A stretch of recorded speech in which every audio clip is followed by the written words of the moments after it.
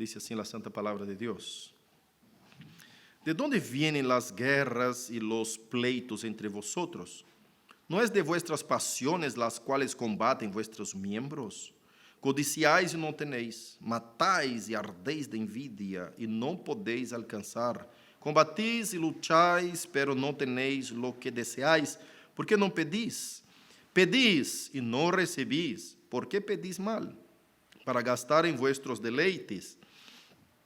Oh almas adúlteras, ¿no sabéis que la amistad del mundo es enemistad contra Dios? Cualquiera, pues, que quiera ser amigo del mundo se constituye enemigo de Dios.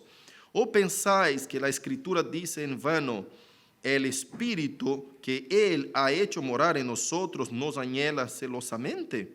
Pero Él da mayor gracia por esto dice, Dios resiste a los soberbios y da gracia a los humildes. Someteos pues a Dios, resistid al diablo y huirá de vosotros. Acercaos a Dios y Él se acercará a vosotros. Pecadores, limpiad las manos, y vosotros los de doble ánimo, purificad vuestros corazones. Afligíos y lamentad y llorad. Vuestra risa se convierta en lloro y vuestro gozo en tristeza. Humillaos delante del Señor y Él os exaltará. Aleluya. Oremos. Señor Dios, en tu presencia estamos. Te pedimos y te suplicamos por tu infinita misericordia. Perdone nuestras fallas y errores. Perdone a nuestros pecados, Señor. Y danos más y más de tu gracia.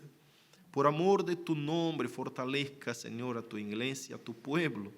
Oh Dios, que esta palabra sea clarificada en nuestro corazón, entendida en nuestra mente y aplicada con nuestros miembros en nuestras acciones, Señor, por nuestros hechos. Oh Dios, por favor, ayúdenos a comprender tu palabra poderosa que cambia el corazón del hombre y lo transforma completamente desde el núcleo. Oh Espíritu Santo, que se oiga tu voz en esta mañana, que yo me calle, que tú crezcas y que yo mingue. En nombre de Jesús. Amén. Amén. Pueden tomar su asiento. Hermanos, nosotros estamos mirando hacia el contexto de esos versículos y vemos cómo se conectan con lo que estábamos estudiando en el capítulo 3. ¿Qué es lo que vimos en el capítulo 3? El contraste entre la sabiduría humana y la sabiduría divina. Es decir, la sabiduría de abajo y la sabiduría de arriba. No es bien humana la sabiduría esta, porque el texto dice que la sabiduría que no es venida desde arriba es la sabiduría animal, terrenal y diabólica. Así vimos en el capítulo 3, versículo 15. Pero mira cómo se conecta lo que está diciendo Santiago ahora, porque el contexto dice así, si la envidia amarga y la ambición egoísta, que es la ambición esta que él presentó con esta sabiduría terrenal, ¿no? Que es el amor por la riqueza mundana, por la riqueza del mundo. Si eso todo ha llenado el corazón del hombre, y si su principio conductor es la sabiduría terrenal, que es impía y diabólica, entonces, hermanos, cuando esto sucede, las luchas y los conflictos están en la orden del día. Eso es lo que va a pasar con un corazón que ama a las riquezas terrenales, que tiene los ojos desenfocados de lo espiritual, empieza a mirar con la sabiduría terrenal, animal y diabólica. Ha dejado de obtener la sabiduría descendida del alto. Entonces, él empieza capítulo 4 diciendo, ¿de dónde vienen esos pleitos, esas guerras? ¿De dónde viene? Y empieza a exponer nuestros adentros, nuestro interior, Y Él va a hacer dos cosas en esta porción de 10 versículos que leímos. Los primeros 5 versículos va a exponer quiénes somos y de dónde vienen todos esos pleitos y estas peleas. Va a exponer nuestro interior. Y de los versículos 6 adelante va a dirigirnos a la corrección de nuestro destino, de nuestras direcciones. Cómo va a arreglar nuestra dirección.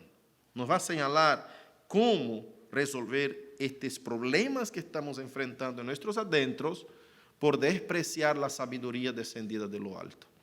Entonces vamos de versículo a versículo. ¿De dónde vienen las guerras y los pleitos? Versículo 1. No viene de vuestras pasiones, las cuales combaten en vuestros miembros. Acá, hermanos, nos hace recordar de Romanos 7:23, de una lucha interior que el hombre tiene. Esta pelea de un corazón sin armonía con la voluntad de Dios. Un corazón que está produciendo malas obras, como nosotros vimos acá en versículo 14, ¿no? De capítulo 3.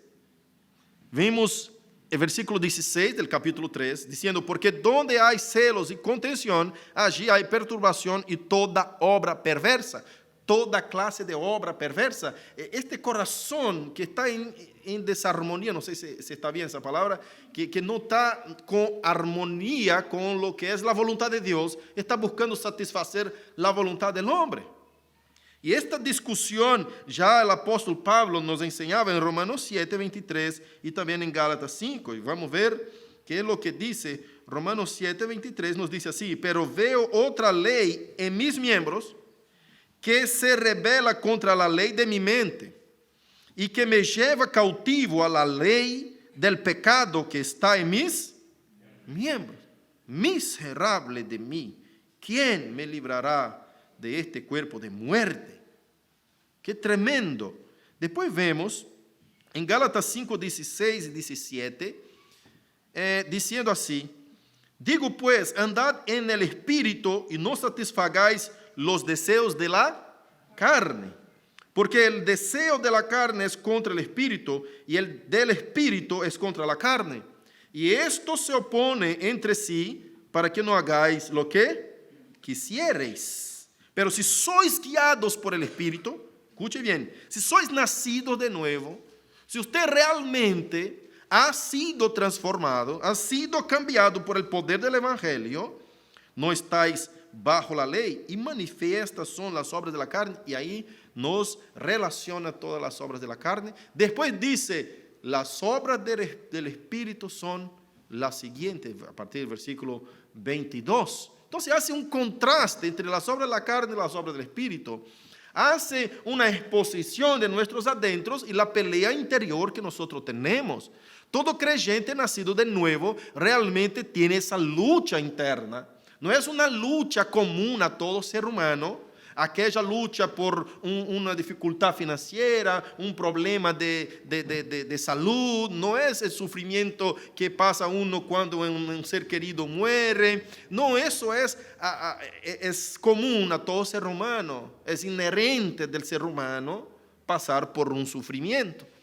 Pero el sufrimiento y la angustia y las peleas internas que vive un creyente, que vive un cristiano, es totalmente distinta de aquellos que viven los sufrimientos del mundo. Porque el que es cristiano, nacido de nuevo, tiene una pelea interna de sus deseos carnales en contra del deseo del Espíritu. Es decir, su voluntad propia peleando en contra de la voluntad de Dios. Su voluntad está luchando para tomar asiento en la silla de su corazón y quitar a Dios del trono. Esta es la pelea del creyente verdadero, aquel que ha nacido de nuevo, que es común a todo creyente nacido de nuevo. Si usted no tiene esa pelea en tus adentros, en tu corazón, usted no es nacido de nuevo. Y eso es lo que quiere señalar acá Santiago en el versículo 1, cuando dice, ¿de dónde están viniendo todos esos deseos, esas peleas de ustedes, estos problemas que ustedes están viviendo? Por casualidad no han nacido de nuevo. Más o menos como si estuviera diciendo, no viene de sus adentros, de sus corazones. ¿Saben lo que está pasando, hermanos? Les falta nuevo nacimiento. Ustedes son muy charlatones, ustedes hablan, que hacen, que son, que creen, que tienen fe, pero su fe sin obras está muerta. Y ahí Santiago no se desaferra nunca del centro de la idea que él tiene cuando escribe toda la epístola. Cada asunto de Santiago está conectado y vinculado a lo que es el propósito de la epístola. Que nosotros debemos vivir de acuerdo a la sabiduría descendida del alto y actuar de acuerdo a la voluntad de Dios. Como hablamos, así actuemos. Entonces está diciendo, no es de vuestras pasiones las cuales combaten en vuestros miembros. Y acá nos deja claro que dice, combaten en vuestros miembros. Qué cosa tremenda. Y Pablo dijo, ¿no? Ya recién leímos 2 textos de Pablo. Pablo dijo, y encuentro en mí una ley, la ley de la carne, hermano, que está golpeando en contra de la voluntad de Dios. Queriendo oponer a la voluntad de Dios. Hermanos, nosotros luchamos mientras estamos vivos en este mundo de batalla. Lucharemos siempre en contra de nuestras voluntades. No hay nadie más santo que el otro en el sentido de sentir deseos carnales. Lo que cambia en diferente de nuestra santidad es la batalla que cada uno traba, que cada uno pelea en sus adentros para no satisfacer la voluntad de la carne. Pero todos nosotros, de niño a adulto, de anciano a bebé de UPA, y de miembro del banco de asiento al pastor más poderoso, si es que existe eso, todos sienten la misma lucha interna de sus voluntades queriendo tomar el lugar del asiento en tu corazón. Cuando yo hago mi voluntad, yo estoy desechando, rechazando la voluntad de Dios. Todas las veces que trato de hacer mis voluntades, estoy poniendo a un costado la voluntad de Dios. ¿Por qué, pastor? Porque la voluntad humana, carnal, inclina hacia el pecado. El pecado destruyó toda la voluntad del hombre para que busque lo espiritual. Es decir, por mi propia voluntad yo jamás voy a querer acercarme a Dios. Porque la voluntad del ser humano es esclava del pecado. De hecho, somos todos libres. Libres, es decir, para hacer de acuerdo a nuestras voluntades, pero es nuestra voluntad que es esclava del pecado. Y si hacemos las cosas de acuerdo a nuestra voluntad, entonces nosotros ciertamente estaremos oponiéndonos a la voluntad de Dios. Ahora, cuando somos guiados por el Espíritu, por eso Pablo habla mucho de la muerte inclusiva. Cuando Cristo murió, hermanos, morimos con Él en la cruz. Capítulo 10 de Romanos nos muestra también. Fuimos muertos con Cristo, somos crucificados con Él en la cruz. Y ahora ya no vivimos para nosotros. Es decir, no vivimos más para nuestra voluntad. Vivimos para la voluntad de Él. Él nos gobierna. Él es nuestro dueño. Él nos maneja, nos guía, nos conduce. Él debe dirigir nuestros pensamientos, nuestras emociones. La voluntad de Él debe ser hecha en nuestra vida. Ahora, cuando nosotros buscamos el camino de santidad, un camino de lucha y de pelea en contra de nuestros adentros, es cuando nosotros empezamos a armonizar la voluntad de Dios con la nuestra. Ese es un camino de santidad. El camino de santidad no es una apariencia, una aparente vida. El camino de santidad no es aquel que echa fuera demonios. Eso no tiene nada que ver con ser un hombre de Dios o no. Aquel que hace milagros, aquel que profetiza, levanta la iglesia, dice así, dice Jehová, no tiene nada que ver, porque Mateo 7, 15 al 23 nos dice claramente que no es el que dice Señor, Señor, que entrará en el reino de los cielos, sino el que hace la voluntad de mi Padre que está en el cielo, dijo Jesucristo con sus propias palabras. Y dijo, muchos me dirán aquel día, Señor, Señor, en tu nombre no hicimos muchas maravillas, en tu nombre no echamos fuera demonios, y en tu nombre no profetizamos nosotros. El Señor les dirá claramente, abiertamente, nunca os conocí, apartados de mí, hacedores de maldad. Así que eso no significa nada, eso no es un camino de santidad. ¡Wow! ¡Qué hombre santo, qué hombre poderoso de Dios! Hermano, olvídate esto. ¿Sabe? Cuando yo veo un hombre santo, un hombre poderoso delante de Dios, cuando nosotros decimos, es un gran hombre de Dios, ¿no? Cuando encomiendo a ustedes un libro, una lectura de un cierto hombre de Dios, que nosotros podemos decir, es un gran hombre de Dios, un antiguo predicador como Charles Spurgeon, por ejemplo, que dedicó su vida a la predicación y a conducir la iglesia del Señor en el camino que conduce a la vida eterna. Cuando nosotros recomendamos a algunos hombres de Dios que decimos, nombramos hombres de Dios, gran hombre de Dios, estamos diciendo de personas que vivieron una vida piadosa, dejando sus deseos y teniendo fruto del Espíritu en su diario vivir. Su testimonio privado, particular, la forma como trata a su esposa, a sus hijos, la forma como trata con el dinero, la forma como trata en el negocio, la forma como reacciona a aquel que les da el agravio, a aquel que le ofende. Mira si hay frutos en esos detalles, porque no es mirar por la pantalla de una tele o de un YouTube en tu casa, aquel tipo haciendo algunas cosas que aparentemente a tus ojos carnales y engañosos está haciendo un milagro, y tener este hombre como un gran hombre de Dios. No es. No son evidencias suficientes para medir si este hombre realmente es un hombre de Dios.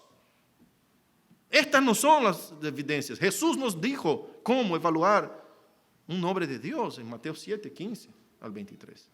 Por sus frutos los conoceréis. Guardaos de los falsos maestros. Ahí empieza, Jesús empieza diciendo eso, versículo 15. Entonces, hermanos, cada uno de nosotros, como seres humanos, enfrentamos esa clase de batalla interior. Lo que está mostrándonos versículo 1. Versículo 2 sigue diciendo, codiciáis y no tenéis, matáis y ardéis de envidia.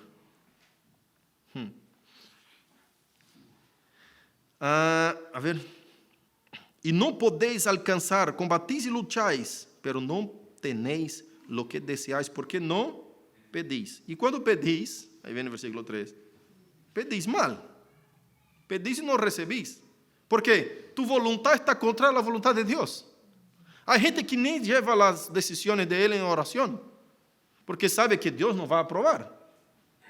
Es preferible no orar, porque si ora antes, su actitud va a ser diferente. Va a reflexionar y va a escuchar la voz de Dios diciéndole, no haga esto. O tome un consejo de fulano, tome un consejo de ciclano, y la respuesta usted ya la tiene. Si yo pregunto eso al pastor, ya sé que va a decir no. Entonces, ¿qué decisión prefiere tomar usted? Yo voy a hacerlo, después me explico, después me justifico. Así hacen los políticos, los que son malintencionados. No todos, obviamente no pongo todos en la misma bolsa. Pero los malintencionados hacen siempre esto.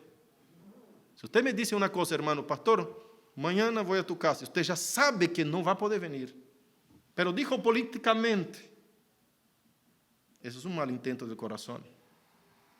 Está tratando de cumplir con tu voluntad y haciendo tu voluntad en lugar de la voluntad de Dios, que te dice, tal como habláis, así hacéis.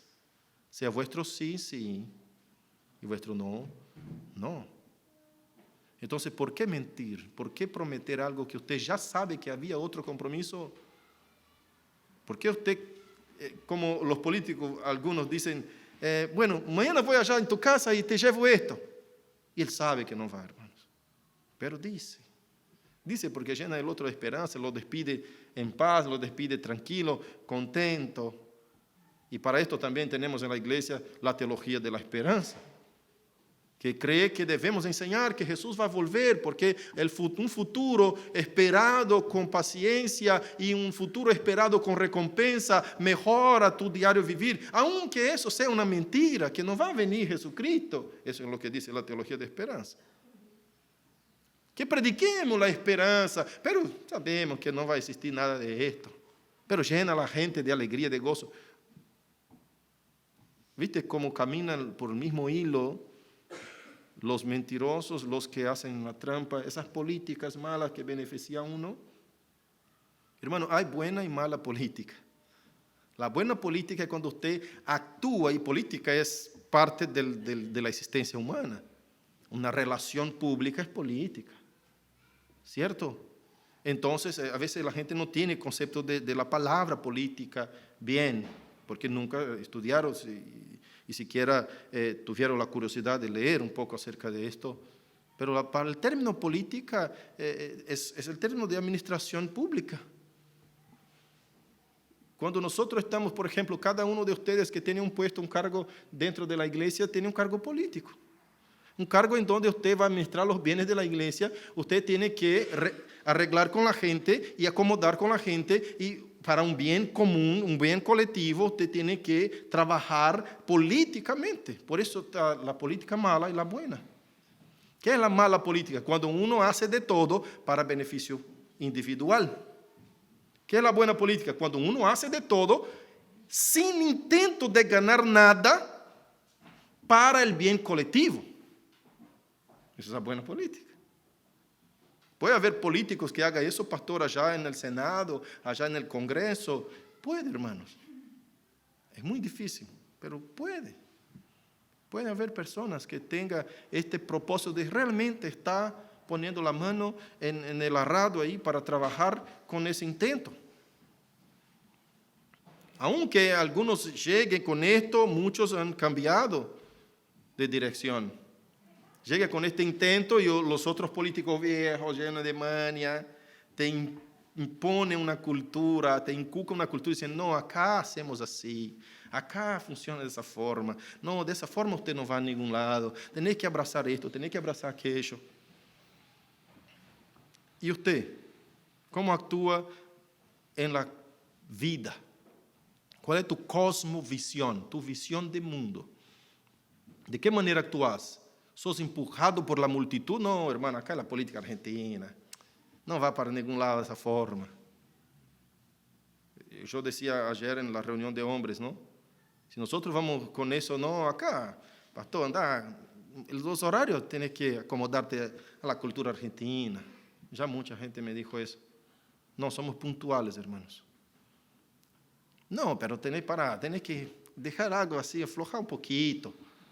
Hermanos, no se afloja con la doctrina y la palabra de Dios. Sea vuestro sí, sí, vuestro no, no. ¿No? Una cuestión de responsabilidad o irresponsabilidad que estábamos hablando ayer en la reunión de hombres. Y bueno, no es así, hermano. No es la cultura que enseña cómo debe ser el cristiano. Es la Biblia que enseña cómo debe ser el cristiano. Y ya hasta yo di un ejemplo. Si voy entonces a una tribu indígena en donde cuando un hijo nace deficiente, con una discapacidad, con un bracito corto o con un bracito roto, cuando nace un hijo en esa tribu indígena, que los papás lo toman como cultura indígena y lo enterran vivo. Y tengo videos para mostrarte si usted quiere mirar. Mire, cultura indígena de enterrar hijos vivos. Miren el video en YouTube, busque así y va a encontrar miles de videos. Va a ver en vivo niños siendo enterrados vivos. Y ahí yo llego a esta tribu y digo, no, pará. Y me dicen, pastor, tenés que respetar, esa es la cultura indígena. Pará, no puede. ¿Sabes qué tenés ese chico? Es como la naturaleza lo desechó y tenemos que enterrarlo, tenemos que matarlo. Y yo con la Biblia llego ahí y digo, está bien, tengo que acomodarme a la cultura. ¿Está cierto esto? No, hermanos, si nosotros en el mundo occidental estamos peleando en contra del aborto, que es un feto que todavía no ha nacido, vamos a asesinar a una criatura que recién nació con una discapacidad. Entonces no puedo acomodarme a la cultura. No, para acá, en Argentina es así. No, hermano. El tema del pecado es que está rigiendo la cultura. La Biblia es contracultura en ese sentido. Toda cultura que es contra la Escritura tiene que ser combatida e enfrentada. Está mal eso. Yo tengo que cambiar la cultura de esa tribu indígena. Obviamente que no la voy a cambiar de toda la tribu de una, voy a cambiar de una familia.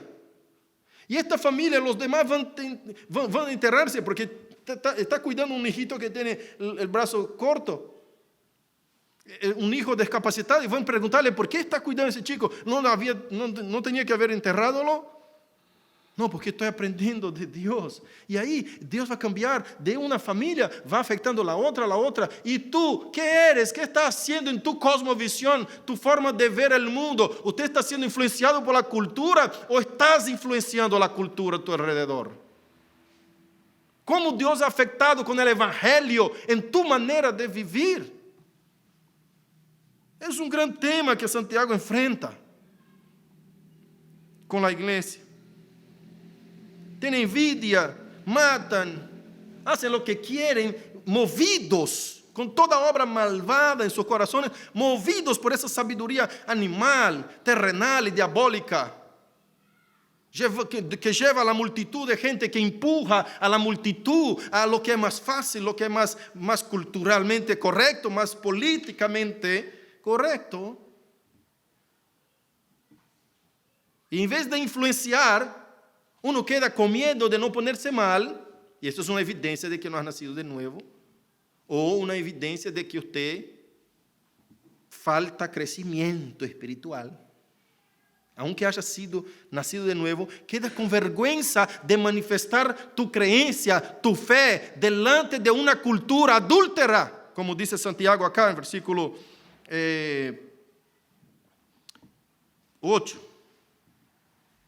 4. Oh almas adúlteras, ¿no sabéis que la amistad del mundo es enemistad contra Dios? Entonces la gente empieza a acomodarse con las culturas, a acomodarse con el mundo. Y de a poquito, hermano, usted cambia un puntito acá, usted cambia otro puntito, sin darte cuenta. Estás alejado de la palabra de Dios totalmente. Es lo que está pasando con la iglesia pentecostal el día de hoy. Fueron dando un espacito, fueron dando una brechita. Se puede esto, y va poniendo, y va quitando, va dejando de costado algunas doctrinas esenciales y fundamentales a la fe cristiana. Y ahí ya está todo muy distinto de lo que la Escritura nos enseña. No me refiero a todos los pentecostales. Hay mucha gente buena en las iglesias pentecostales. Hay muchos hermanos sinceros que realmente nacieron de nuevo en las iglesias pentecostales, pero que están caminando hacia un rumbo equivocado con enseñanzas equivocadas. Tienen miedo del diablo en vez de hacer con que el diablo tenga miedo de él, porque es la tiniebla que tiene que ahuyentarse a la presencia de la luz y no la luz a la presencia de las tinieblas. Pero hay muchos cristianos que tienen miedo de comer, por ejemplo, en la casa de un macumbero cuando es invitado a evangelizar. ¿No? Hay mucha gente que tiene miedo cuando pasa por una esquina y ve un trabajo de umbanda, de macumbería, de brujería puesto. Pasa y dice, ¡ay, sangre de Cristo! Con miedo de que sea afectado por el poder del diablo. Son falsas enseñanzas que uno la inculcó y no entiende que el poder que está en ti rompe con toda la maldad del diablo. Cuando usted pasa cerca de alguien que trabaja con esa clase de cosas, ellos son los que deben tener miedo. Pero ellos trabajan también con el engaño que hacen con que los creyentes se equivoquen y quedan peleando dando golpes al aire, como dijo el apóstol Pablo, yo no doy golpes al aire, ¿no? Sino que camino con un propósito. Y queda dando golpes al aire. El diablo quiere engañarte, confundirte. Y usted empieza a pelear con el diablo que ni mismo Job, un hombre justo, anduvo peleando con el diablo. Un hombre totalmente tremendo en la presencia de Dios, que podría dar un orden espiritual y sería escuchado por el Señor. Pero él entiende y entendió que eso no era la lucha que él tenía. La lucha que él tenía era de vivir de acuerdo a la voluntad de Dios y conocer su Dios cada día mejor, y que toda su teología de triunfalismo iba a caer por tierra a partir del capítulo 42, cuando él dijo: mis ojos, mis oídos, yo conocí a Dios apenas de oído, pero mis ojos ahora le contemplan. Yo sé que Dios hace lo malo a quien Él quiere y hace lo bueno a quien Él quiere. Recibimos el bien de Dios, ¿por qué no podemos recibir también de Él lo malo? Él mueve los montes de su lugar sin que ellos se den cuenta. Estoy afligido, terriblemente afligido. Job maldijo el día de su nacimiento, pero dijo: si tú no eres quien hace eso, si no eres tú, ¿quién eres? No hay otro que detenga semejante poder sobre el universo para tocar a un justo siervo de Dios. Tú eres el único que me puede tocar. Tanto los bienes como mi salud y mi vida. Tú eres que me está afligiendo, Jehová. Pero ¿quién soy yo para que te lleve a un tribunal, a un juzgado? ¿Quién soy yo? Por apenas pensarlo, ya estoy pecando. Capítulo 9 de Job. Esa conciencia de entender que no somos nada, que pedimos mal, y vemos gente dando órdenes al mundo espiritual. Yo ordeno. ¿Ordena qué? ¿Para qué, hermanos? Para gloriarte, para vangloriarse, para mostrar a los demás que tenés un poder superior, para gloriarse delante de la iglesia. Si muchos en aquel día serán dichos: no te conozco. ¿Para qué esto? Exponga la Escritura fielmente. Muestra el texto bíblico como el Señor nos reta a caminar de acuerdo a su voluntad. Oh almas adúlteras. Versículo 4.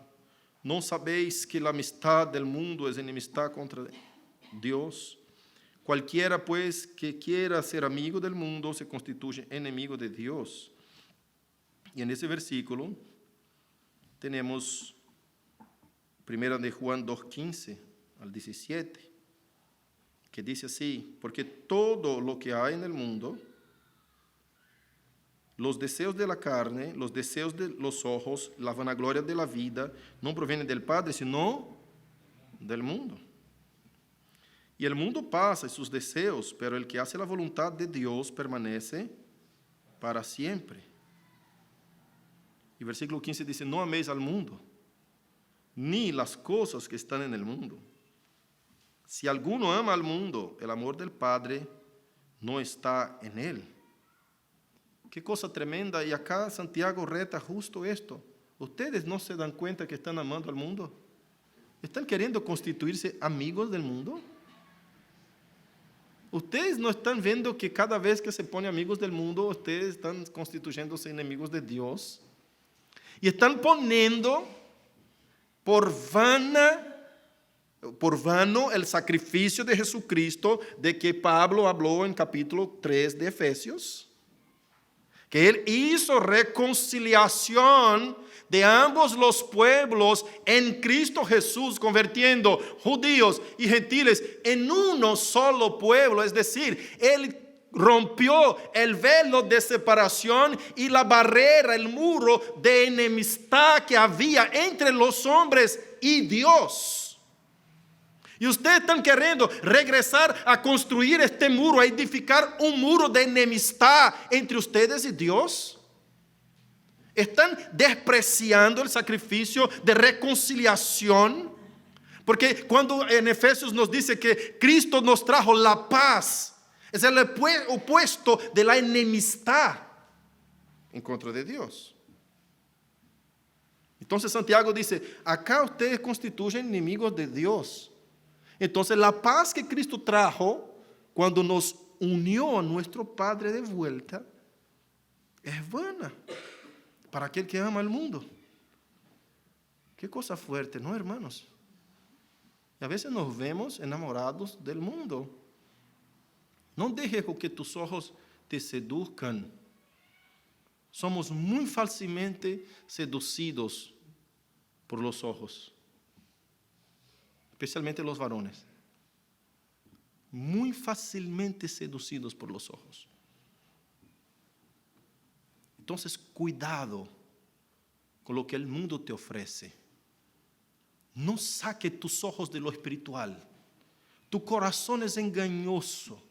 No confíe en tu corazón. Dice la palabra en Jeremías 17. Maldito el hombre que confía en el hombre. ¿Qué significa eso? El versículo sigue. Y hace de su brazo su fuerza. Es decir, el hombre que confía en sí mismo. No está mal interpretado la gente que dice el hombre que confía en el otro. Totalmente fuera de contexto. El hombre que confía en sí mismo y se convierte en su propio Señor, su propia fortaleza. Está confiado en la plata que tiene, en los recursos que tiene, en la posición que tiene, en la postura política que tiene ante la sociedad. Está confiado en sus alrededores, no está confiado en Dios. Maldito hombre es este, dice la palabra.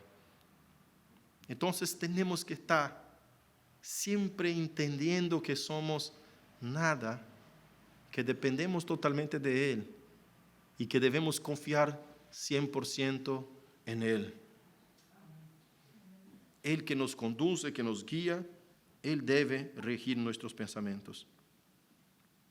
Y acá dice, versículo 5, ¿o pensáis que la Escritura dice en vano, el Espíritu que Él ha hecho morar en nosotros nos anhela celosamente? Pero Él da mayor gracia, por esto dice, Dios resiste a los soberbios y da gracia a los humildes.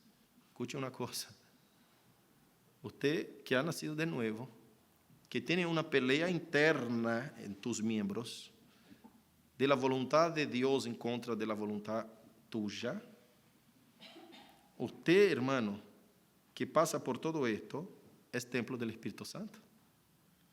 Y Él tiene celo de ti.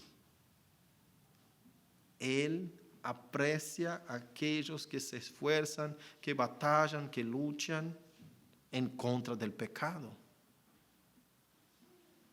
Cuando uno lucha en contra del pecado, naturalmente saltarán las obras del Espíritu.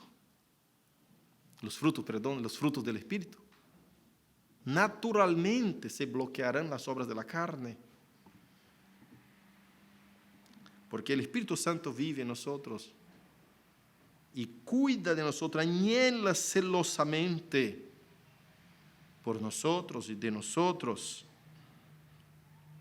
Pero aquel que es orgulloso, incorregible, que no puede ser tratado, no puede ser amonestado con estas palabras de Santiago. Santiago está amonestando. Si no puede ser amonestado con estas palabras, porque es soberbio, Dios lo resiste. Ay, Dios mío. No hay nada peor que ser resistido por Dios. Pero Dios da gracia a los humildes. Qué lindo que es ese pasaje. Dios da gracia a los humildes.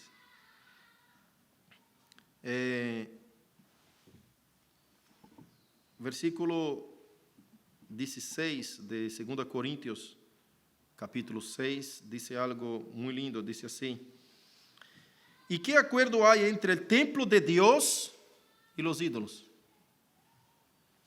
Porque vosotros sois el templo del Dios viviente. Qué cosa linda, ¿no? Entonces, si sois el templo del Dios viviente, ¿cómo puede amar al mundo que alaba a los ídolos? ¿De qué forma puede eso consistir en la misma casa? No hay manera de entender. Santiago es muy contundente en lo que explica. Está empapado de las palabras de Jesucristo. Y dice, hermanos, o somos realmente creyentes o no somos. O actuamos de acuerdo a lo que Dios nos enseña o no. Y ahí empieza versículo 6, que voy a hacer en un bloque solo y ustedes van a entender por qué razón. Acá dice, versículo 6, que habla de la humildad y ahí empieza a apuntarnos el camino, la dirección. ¿Cómo solucionar todo ese problema de esa batalla interna, de esa batalla espiritual? ¿Y por qué ustedes están siendo vencidos por los miembros que están peleando en ustedes? Sus miembros, esta batalla entre sus miembros, de la voluntad de Dios en contra. ¿Viste cómo empieza el versículo 1? ¿Por qué están siendo vencidos ustedes? Porque les falta la humillación, les falta la humildad. Y acá viene diciendo, ¿cuál es el camino? Versículo 7. Someteos pues a Dios, resistid al diablo que viene con tantas acechanzas para conducirte al error. Y el diablo es más inteligente que tú y que yo. Y él tiene convencimientos y argumentos muy fuertes, muy buenos. No piense usted que lo va a vencer con los argumentos. No pase, no deje con que el diablo te ofrezca algunas cosas que realmente van a afectar tu interior, hermano, porque usted dice, bueno, yo voy en determinado lugar. Imagina una persona que fue viciada en alcohol y dice, yo voy ahí donde están mis amigos, pero no voy a tomar. Está confiado en su brazo, ya es un error. Está pensando que el diablo le va a presentar sus ofrendas y él va a resistir. No va. Resistir al diablo no es enfrentarlo diciendo, yo te ordeno, yo declaro, yo te ato. No es eso. Resistir al diablo es no pasar por las tentaciones en donde él te está presentando una bandeja gratis regalada con todas sus ofrendas. No juzgar con el pecado, no jugar con el pecado. Ya vi tanta gente jugando con el pecado. No, yo voy a la casa de la chica, pero no me voy a acostar con ella. Soy cristiano. Hermanos, va a pecar. Está dando lugar al diablo.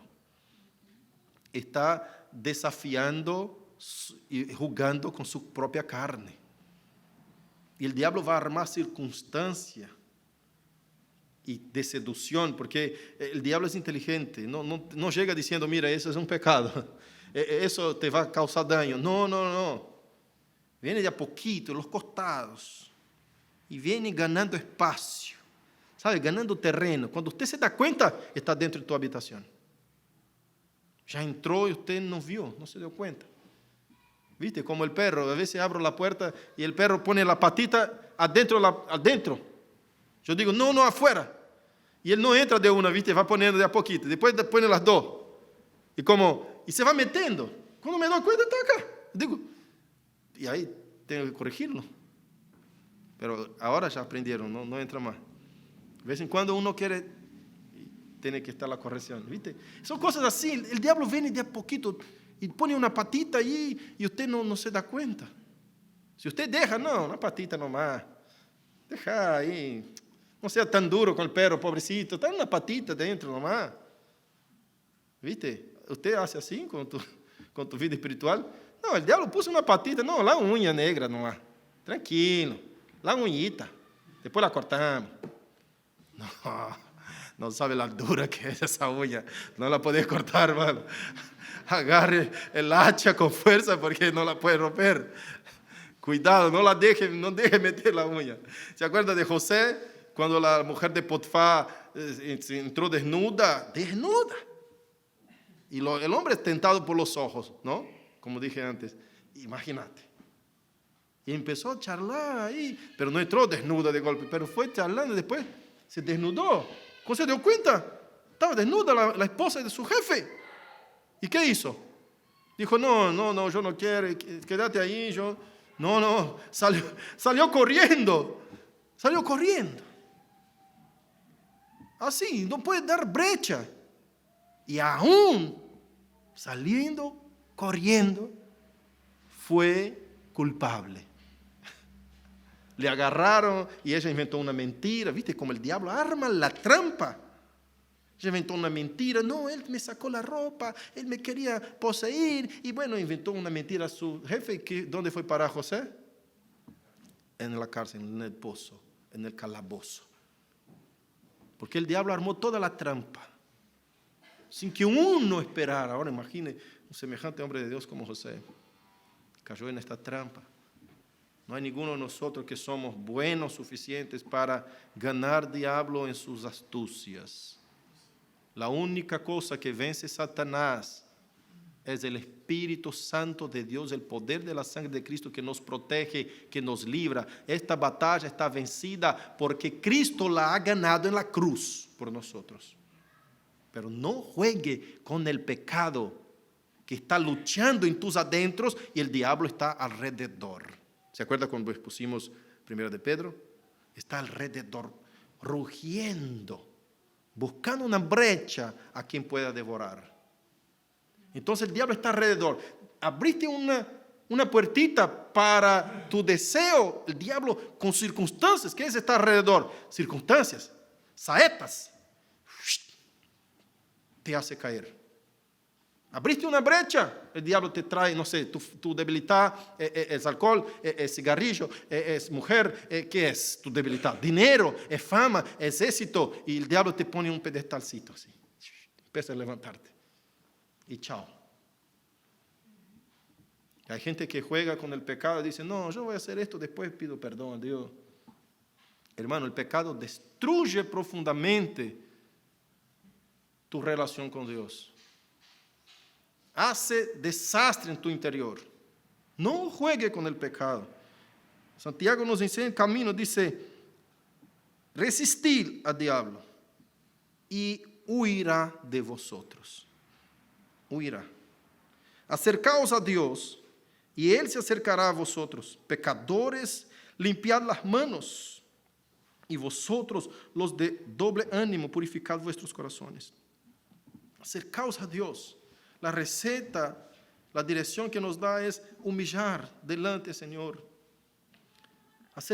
¿Qué momento? Tente recordar qué momento te alejaste un poco de la oración, de la lectura de la palabra. ¿Cuándo va a recuperar eso? Acercaos a Dios, pecadores, limpiad las manos. Ese pecadores limpiar las manos es una historia antigua desde el tabernáculo, desde que señala hacia el bautismo, el lavamiento de manos. Hablaba acerca de purificación, purifíquense. Ese lavamiento de manos.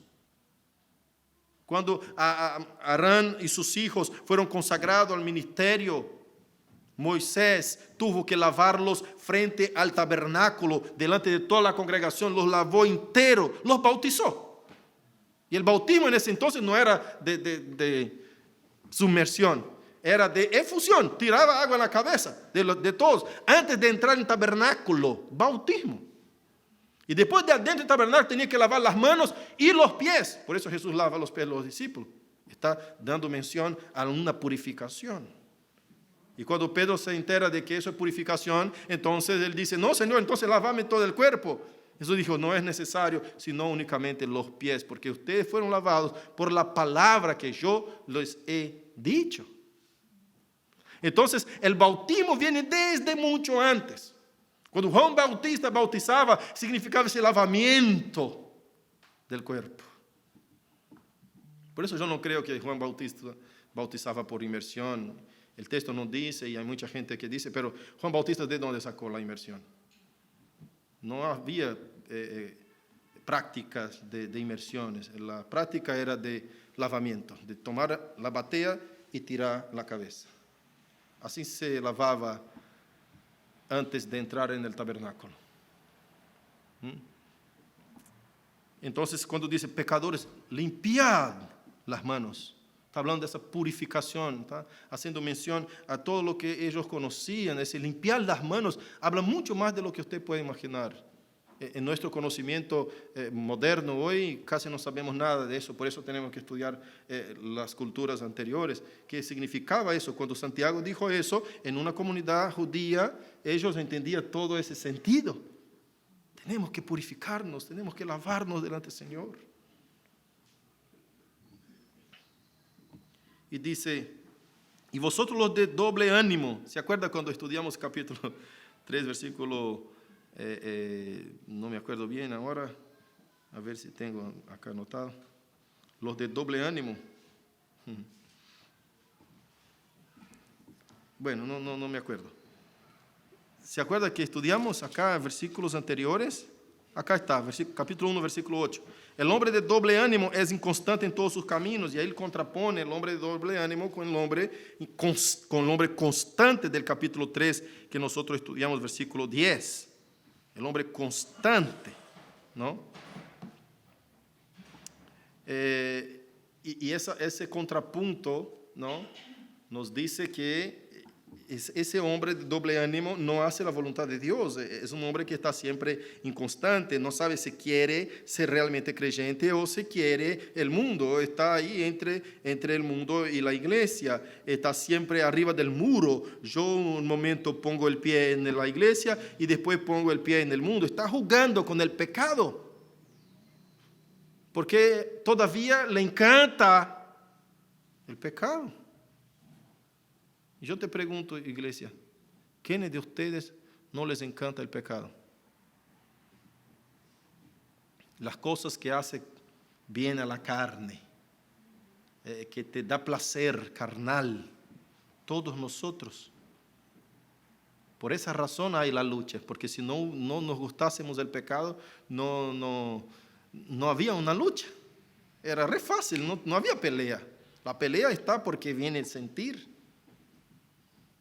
Pero el sentir debe ser combatido con la voluntad de Dios, con la palabra de Dios recordada en nuestra mente y en nuestro corazón. Cuando alguien te agravia, te golpea con insultos, con palabras, usted debe rebatir con mansedumbre. Ahí usted da el fruto de la mansedumbre. Y esta persona cosechó la mansedumbre de usted. Es fruto, un árbol que produce frutos. Ahora, si usted no le devuelve frutos y usted es vencido por el deseo de devolverle el agravio a la misma altura o peor, porque sos mejor que él en el debate, ¿no es cierto? Ese me llamó de, qué sé yo, de pavo, yo le pongo 3 pavos más arriba, ¿no?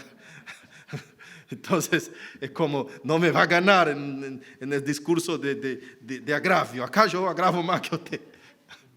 Entonces, si perdés esa batalla interna, hermano, está perdiendo la batalla realmente de un siervo de Dios que busca la voluntad del Señor.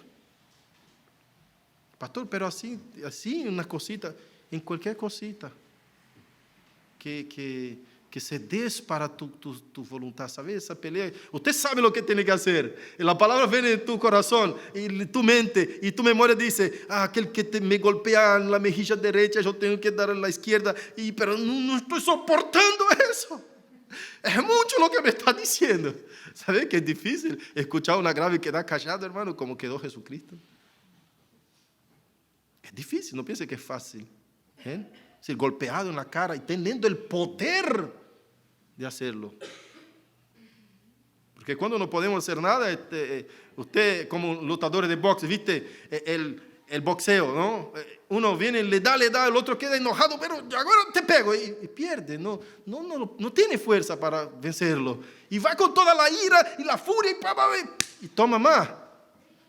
Y hasta que se da cuenta de que dice, bueno, yo no puedo con este. ¿No? Ahí está una lucha desigual porque uno es más poderoso. Ahora, cuando tú sabes que puede, que es más poderoso, y aún así te dejas golpear, ahí, hermano, ahí es grandeza. No cualquiera hace eso. Eso es grandeza delante de Dios. Porque Jesús tenía todo el poder. Él podía, él sabía que el argumento de él era mejor. Y le decía, usted va a quedar callado, no va a decir nada. Fue lo mismo que escuché cuando me chocaron el auto y el hombre me insultaba y yo callado, hermano, me dijo, golpeó el capó del auto así con la mano y dijo, usted no me va a decir nada. ¿Sabe la lucha que es quedarse calladito ahí? Yo digo, no quiero confusión. No, decime algo. Quería pelear. Entonces, Jesús escuchó eso, hermano, y quedó, no va a decir nada. Cuando uno se calla, parece que el otro se enoja más, ¿no? No sabe lo que está pasando, no sé si ¿qué quiere? No, pero es una gran batalla que venciste con tus adentros. Lograste. Sé humillado ahí, hermano, no tiene ningún problema. El hombre piensa que está ganándote, no está ganando nada. Un día va a poder testimoniar que insultó a un verdadero creyente, siervo de Dios, en la calle. Si aquel tipo dice que es cristiano, a él, al Dios de él yo quiero conocer. Porque realmente es diferente. Yo le dije todo y sin razón, y él me dio la causa. Quedó callado, me hizo vencer. Y yo vencí injustamente. Porque golpeé a un perro muerto. En el sentido de decir, no reaccionaba. Y yo le quería únicamente insultar. Yo quería pelear, pero no, él no quería. Si aquel hombre dice que era un cristiano, yo creo que algo distinto. Nunca encontré una persona que hiciera eso. Algo distinto me hizo. Y salí de ahí impactado. Cuando lleguemos en aquel gran día, esta persona podrá testimoniar de ti delante del altar de Dios, decir, contra yo no puedo decir nada.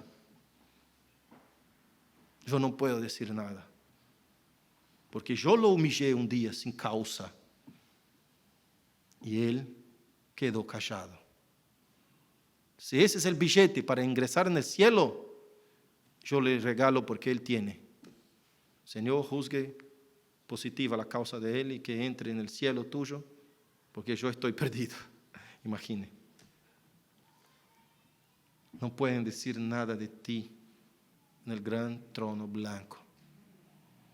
Entonces, no piense que está perdiendo la pelea, la batalla. Está ganando la batalla en tus adentros.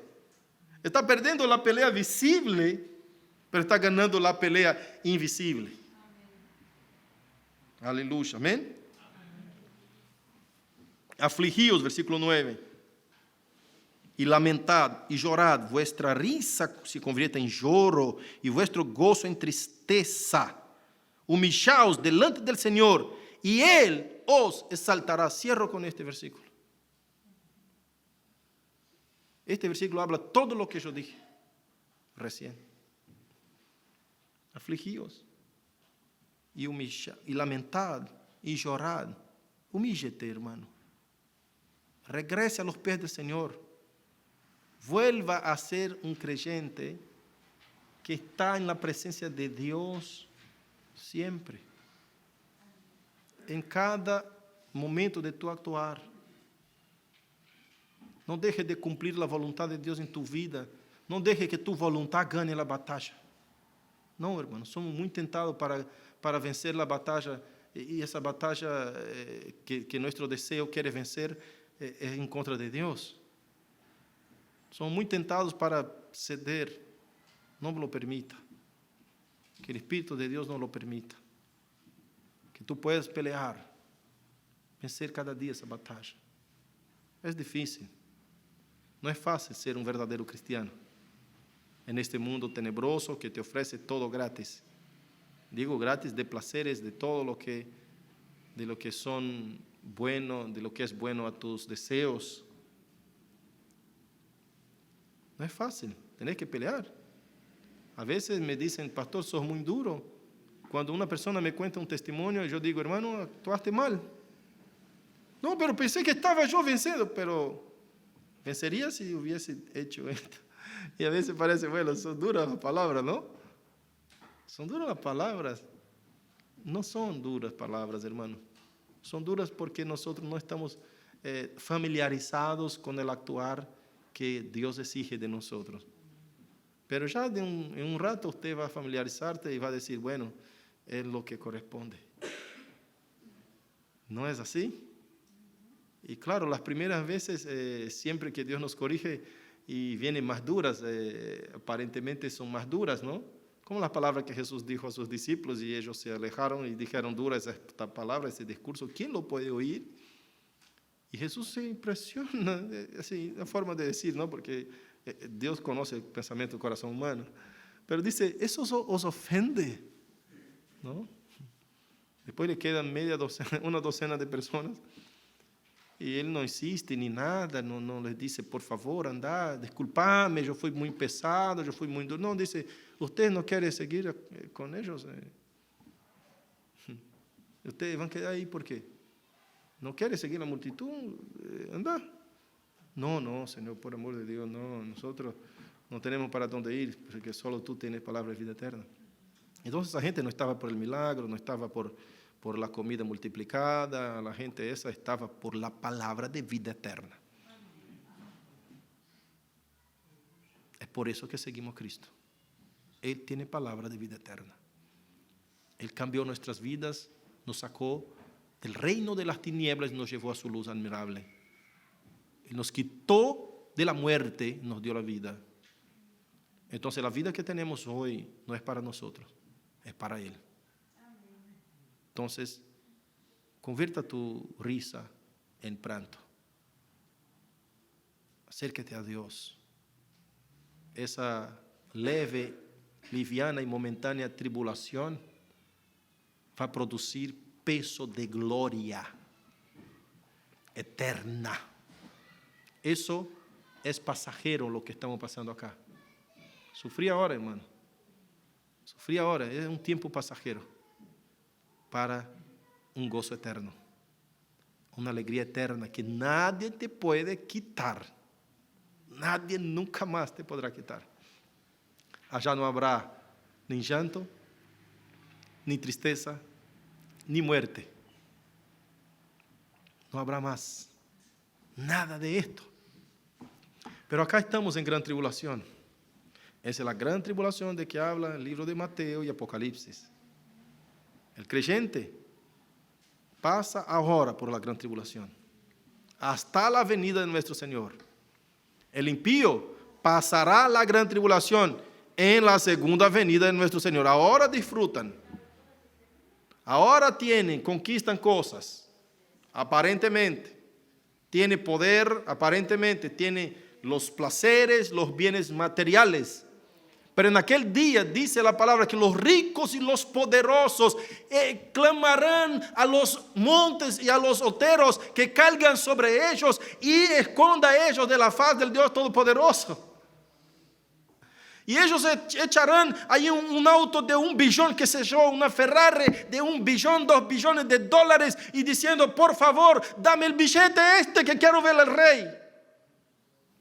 Y usted va a decir, humilde varoncito que sufrió toda la gran tribulación en este mundo mientras los ricos te despreciaban, te va a decir, ¿qué voy a hacer con esto?